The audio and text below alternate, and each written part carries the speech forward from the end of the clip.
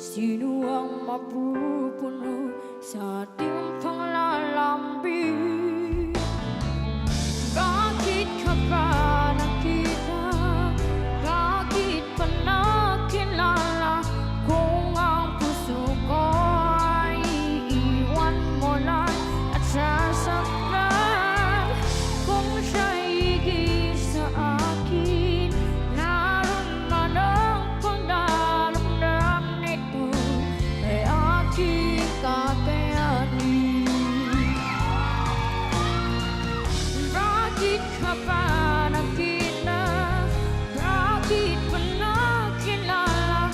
Kung ang puso ko ay iiwan mo lang at sasaktan, kung siya'y higit sa akin, naroon man ang pagdaramdam nito ay aking kakayanin.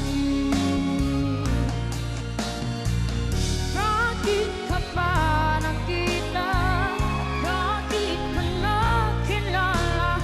Kung ang puso ko ay iiwan mo lang at sasaktan, kung siya'y higit sa akin, naroon man ang pagdaramdam nito ay aking kakayanin. Ito ay aking kakayanin.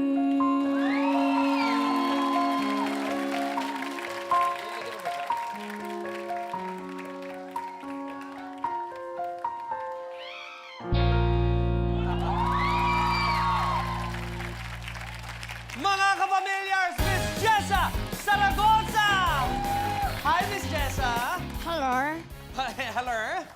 Hello? Ang husay mo, ang grabe ang paggagaya mo ng boses ni Miss Jessa Zaragoza. Thank you po. Kasi parang nung last week si Ella ginaya si Ate Shawi, ikaw naman ginaya mo si Jessa. At napakahusay mo. Apir tayo, Laika. Halika dito, kausapin natin ang journey natin. Tignan natin kung nagustuhan nila yung performance. Kuya Gary. I am so impressed with you again, Laika. You have to continue, okay? Kahit anong mangyari, basta tuloy-tuloy lang. Maraming salamat, Kuya Gary. Ito pakinggan natin.